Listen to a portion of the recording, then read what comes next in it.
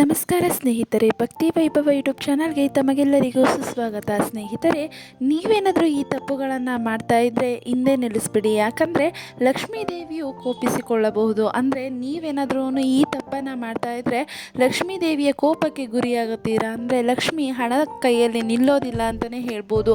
ಹಾಗಿದ್ರೆ ಯಾವ ತಪ್ಪುಗಳನ್ನು ಮಾಡಬಾರ್ದು, ಲಕ್ಷ್ಮಿ ಕೋಪ ಯಾವುದಕ್ಕೆ ಗುರಿಯಾಗುತ್ತೆ ಅನ್ನೋದನ್ನು ವಿಡಿಯೋ ಮೂಲಕ ತಿಳ್ಕೊಳ್ಳೋದಕ್ಕಿಂತ ಮುಂಚೆ ದಯವಿಟ್ಟು ಚಾನಲನ್ನು ಸಬ್ಸ್ಕ್ರೈಬ್ ಮಾಡ್ಕೊಳ್ಳಿ. ವಿಡಿಯೋ ಇಷ್ಟ ಆಯಿತು ಅಂದರೆ ವಿಡಿಯೋಗೆ ಲೈಕ್ ಮಾಡಿ, ಶೇರ್ ಮಾಡಿ, ಕಮೆಂಟ್ ಮಾಡಿ.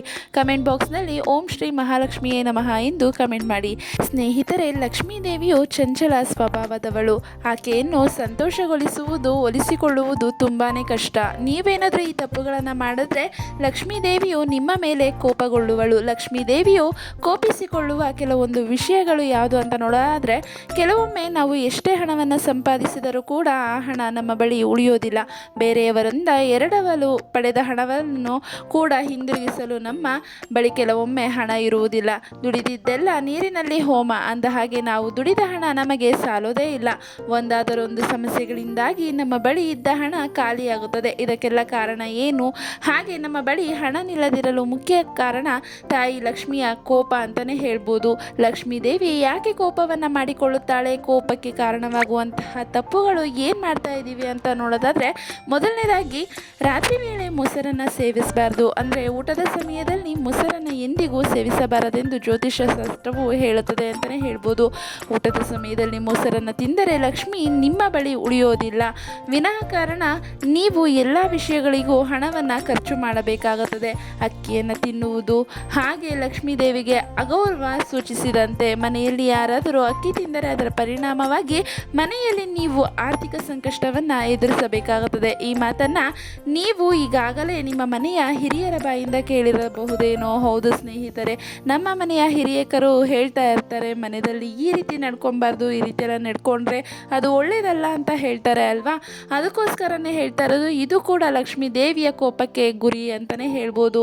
ನಂತರ ಕಾಲಿಗೆ ಚಪ್ಪಲಿ ಅಥವಾ ಶೂಗಳನ್ನು ಧರಿಸಿ ಆಹಾರವನ್ನು ಸೇವನೆ ಮಾಡಬಾರ್ದು. ಎರಡನೇದಾಗಿ, ಆಹಾರವನ್ನು ಸೇವಿಸುವಾಗ ಯಾವಾಗಲೂ ನಾವು ಯಾವ ದಿಕ್ಕಿನತ್ತ ಕುಳಿತು ಆಹಾರ ಸೇವಿಸಬೇಕೆನ್ನುವುದರತ್ತ ಗಮನವನ್ನು ಹರಿಸಬೇಕು.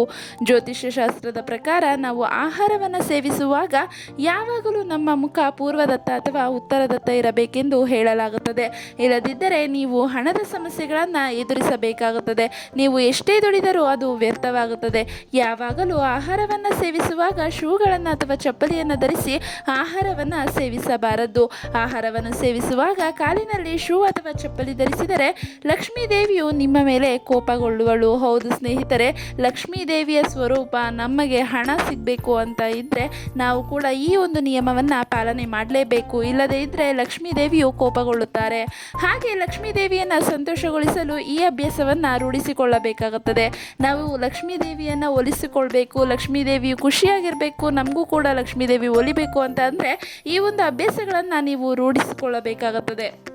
ಯಾವ ಅಭ್ಯಾಸವನ್ನು ನೀವು ರೂಢಿಸಿಕೊಂಡರೆ ಒಳ್ಳೆಯದು ಅಂತ ನೋಡೋದಾದರೆ, ಧಾರ್ಮಿಕ ನಂಬಿಕೆಗಳ ಪ್ರಕಾರ ಯಾರಿಗಾದರೂ ಉಗುರು ಕಚ್ಚುವ ಅಥವಾ ಹಲ್ಲು ಕಚ್ಚುವ ದುರಭ್ಯಾಸಗಳಿದ್ದರೆ ಆ ಅಭ್ಯಾಸಗಳನ್ನು ಹಿಂದೆ ಬಿಡಬೇಕಾಗುತ್ತದೆ.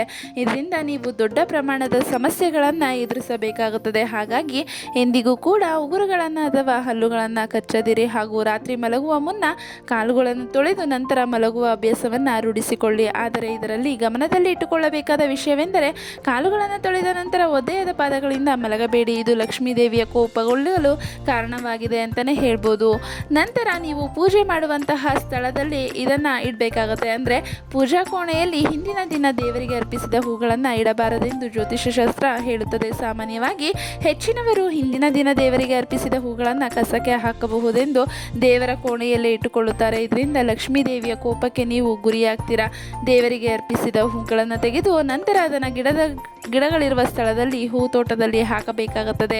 ನಂತರ ಪವಿತ್ರ ನದಿಗಳ ನೀರನ್ನು ಹೇಗಿಡಬೇಕು ಅಂತ ನೋಡೋದಾದರೆ, ಮನೆಯಲ್ಲಿ ಪವಿತ್ರ ನದಿಯ ನೀರನ್ನು ಸಂಗ್ರಹಿಸಿ ಇಟ್ಟರೆ ಇದರಿಂದ ಲಕ್ಷ್ಮೀ ದೇವಿಯು ಸಂತೋಷಗೊಳ್ಳುತ್ತಾಳೆ ಹಾಗೂ ನಿಮ್ಮನ್ನು ಆಶೀರ್ವಾದ ಮಾಡುತ್ತಾಳೆ ಅಂತಲೇ ಹೇಳ್ಬೋದು. ಆದರೆ ನೀವು ಈ ಪವಿತ್ರ ನದಿಯ ನೀರನ್ನು ಇಡುವ ದಿಕ್ಕಿನತ್ತ ಹೆಚ್ಚಿನ ಗಮನ ಹರಿಸಬೇಕು. ಪವಿತ್ರ ನದಿಯ ನೀರನ್ನು ನೀವು ಯಾವಾಗಲೂ ಈಶಾನ್ಯ ದಿಕ್ಕಿನತ್ತ ಇಡಬೇಕು. ಇಲ್ಲವಾದರೆ ನೀವು ಲಕ್ಷ್ಮೀ ದೇವಿಯ ಕೋಪಕ್ಕೆ ಕಾರಣವಾಗುವಿರಿ. ನಿಮ್ಮ ಮನೆಯ ಮನೆಯವರು ಆರ್ಥಿಕ ನಷ್ಟವನ್ನು ಅನುಭವಿಸಬೇಕಾಗುತ್ತದೆ.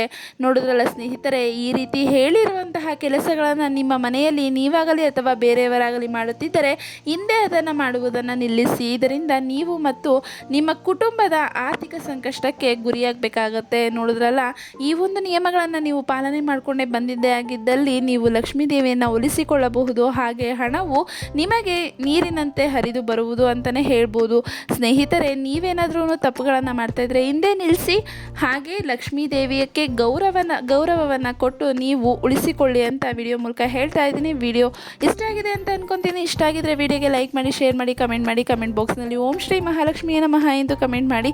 ಸ್ನೇಹಿತರೆ, ವಿಡಿಯೋ ವೀಕ್ಷಿಸಿದ್ದಕ್ಕಾಗಿ ಧನ್ಯವಾದಗಳು. ದಯವಿಟ್ಟು ಚಾನಲನ್ನು ಸಬ್ಸ್ಕ್ರೈಬ್ ಮಾಡ್ಕೊಳ್ಳಿ.